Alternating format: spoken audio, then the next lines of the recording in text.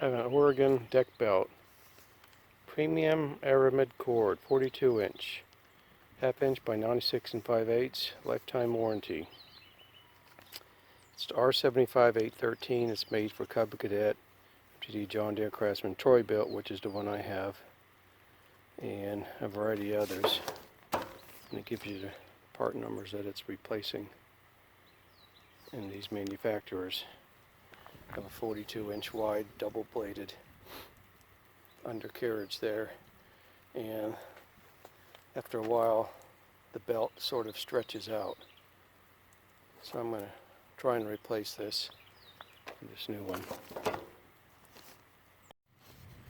So this type of belt wraps around these two pulleys to turn the blades, and there's two more pulleys to come back, and then it comes up front here. And this is where it always seems to fall off and stretch out right up front. So to do that, I have to go underneath, take this bracket off. Then I have to take a couple pins off here and here. And then I have to take one more pin and spring off. And then this whole bottom unit will fall down. So what I've done in preparation, I got a really long box so that when the unit falls, I can just drag the box out and bring it out. Plus, when I'm underneath there on the ground, I have something to lay myself on, so I'm not all up in those cold rocks. It is winter time. It's about 30 degrees out. So again, I have to drop this down, then bring it out and tip it over. And we're going to first see, there go the instructions, why it might be stretching out. Okay, let's do step one. We're going to go underneath here, take this nut off, and then this whole bracket will come out and pull out over here. Here's the first one to remove. Here's the end of the bolt. So the nut is underneath this piece, up underneath here. First thing I'm going to do is wipe off a little bit underneath here because I know it's full of grease and grass and stuff. Save my hands from being too dirty. And I'm going to come up underneath here on the other side of this with a long socket to grab it. We've got a 1/2 inch socket.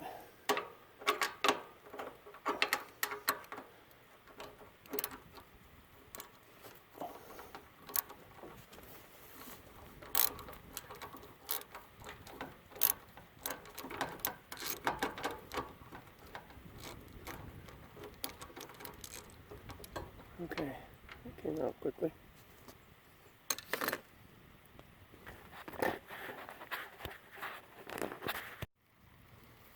Right, next step is to remove this bow tie cotter pin that holds the back of the unit to the top of the frame. We're on the left side of the mower when you're looking forward at the mower, and here's the pin right here. You can see it. I'm going to lift that bow tie cotter pin out. So I'm going to go through this hole here, grab that pin with a little screwdriver and pull it out. And then find it again. And that's a little bow tie cotter pin. I'll bend it back. Push this down when I put it back in. When I take that pin out, this comes off this little pull here.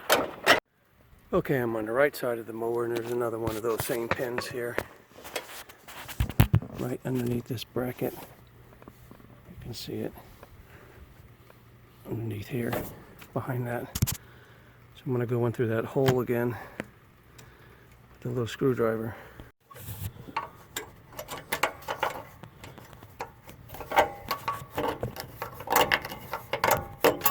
Got it. It's really hard to show underneath there, but when you go in that outside hole, you just want to grab this thing and use this hole out here to pry it, and just push that thing in that direction. Just pop it out. Because this thing's going to fall like it did on me. Came around this side. Fortunately, my fingers weren't up in there. So, yeah, it pops off of this. Pops off of this little handle here. This little hole comes out. If I push a little bit, the other side's going to come out. You can see up underneath there. Little handle comes down, pops in that pole. So be careful. Make sure when you start this, your blade engagement is off and you're down in the lowest level, number 1. So that doesn't have as far to fall. The blade harness. See what bracket they're talking about when I move this down. There's that bracket in the back. That's up out of the way. Okay, the last thing we have to remove here is that's 2 things, the cotter pin in the front and this little spring cable. Pin in the front.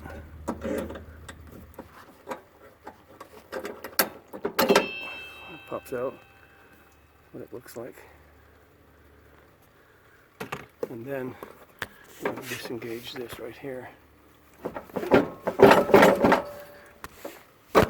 Okay, that's free in the front.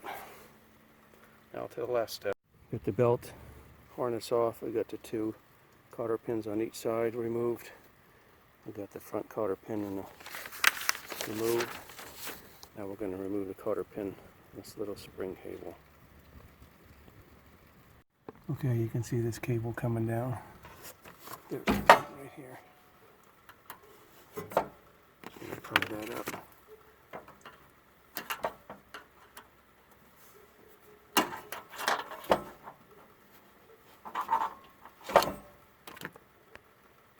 Okay, once we remove the cotter pin here, I'm going to remove the spring over on this side. It just hooked in there. The spring is real loose now. So we'll go on the other side and try to get it out.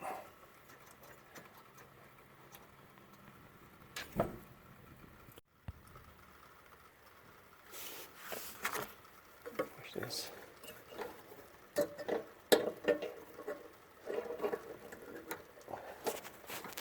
Push that way in.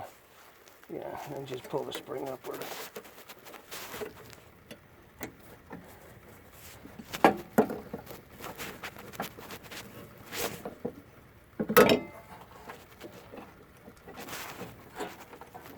Okay, push it in, the cable on the back loosens up. And then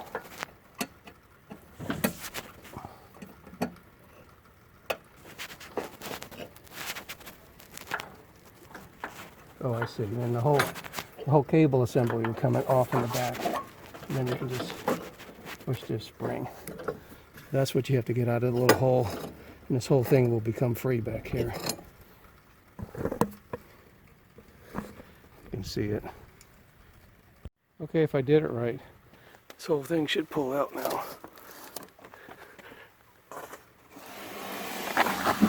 There we go. Okay.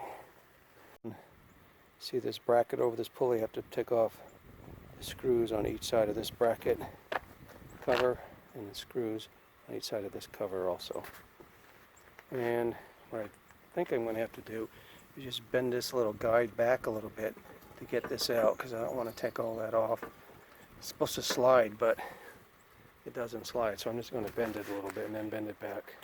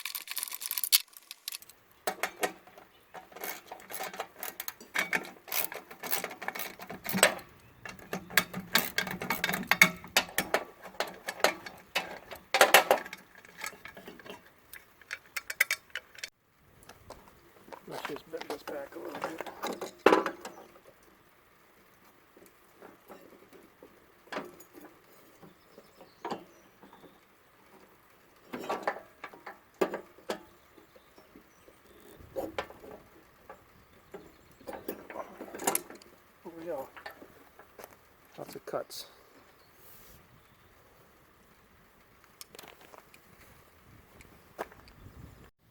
I stretched them out. They're almost the same size. The new one is a bit smaller, which I like. I did mention to you that this has a lifetime warranty. I'm not sure what that means for belts. I'm going to have to check that out. It's a pretty simple mechanism. I didn't put grease on here, but I did put clear lubricant on here, on this mechanism. You can look on here, right here, there's like a little, I guess it puts pressure on the belt on here to turn the wheel when it's engaged, and it also comes over here on the other side. It has a little, the other side has the same engaging mechanism, a little metal clip spring. Lubricated this. But I didn't put any on the end of these things. I don't want the belt slipping. This one doesn't move. So that's the basic mechanism.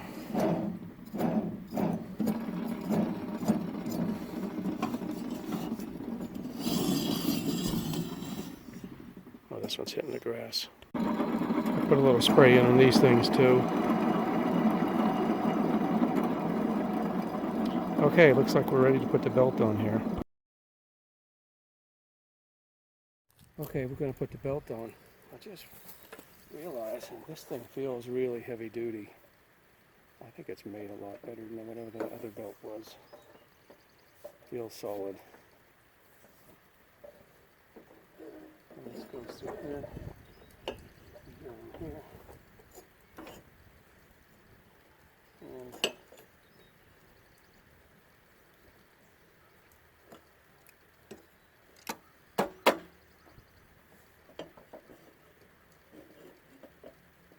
I'm gonna have to look. So there's a wide end and a skinny end. Wonder which way it goes. I have to read up on that before I put it on anymore. Okay, I didn't see it in the instructions with the belt or the manual, but I'm going with the narrow end on the big wheels because this groove in here is very V-shaped, whereas the groove here is flat. So I want the big end against the flat and the narrow end against the V shape.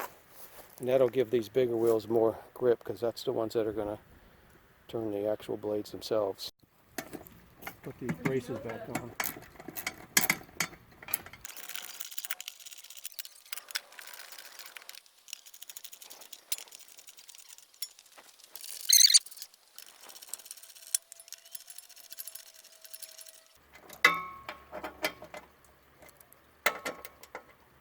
Okay, ready to reassemble. Alright, I got the block side of the wheels. I also had them up there for something else I was doing on the mower. But you're not really going to need them on the wheels. I just wanted to get up under and look.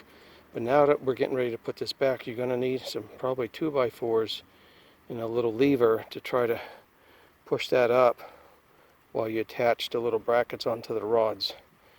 You may be able to do them just by taking your hand and lifting it here and then use your other hand to push it through. Notice when you put this little rod on, it has to go underneath the belt and above that other spring to get over there to the left onto its clamp. You can see right here where I've got the little spring hook coming up from the bottom. Now we're going to turn the cable back into this little slot and back past it. Well, that's spring loaded. You can pull on this cable. It should give you just enough to bite it in there. There we go. There it is. It's in there now. Slide the unit back to the left side. Remember, on this cable on the side, there's a little cotter pin hole. Right. A little slot for the cotter pin to sit in. And there's an actual hole. You see the hole on the left. So we'll get that in there.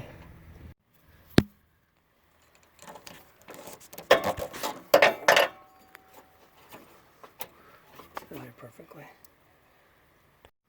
Okay, if you have help, it's going to be a little bit easier, but you're going to have to be aware of these bars here that are going to hold it back on.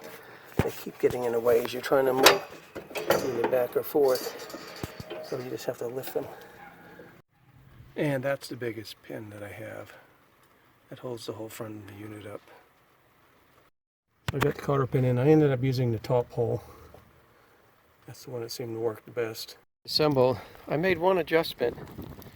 So underneath here, the front pulley, where this guide goes, I used to have it on this back hole, and that made the guy come back off of the diameter of that pulley, and that thing was always falling off in the front.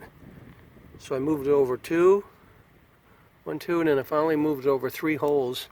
It's still not right on the side, but on each side, that black bar coming down is about 1/8 of an inch. So it's just enough off of that pulley, so it won't hit the pulley, the metal, but it keeps that belt in there tighter. So I'm hoping that's going to solve my problems of the belt falling off. But it's a really nice belt. Let's give it a try.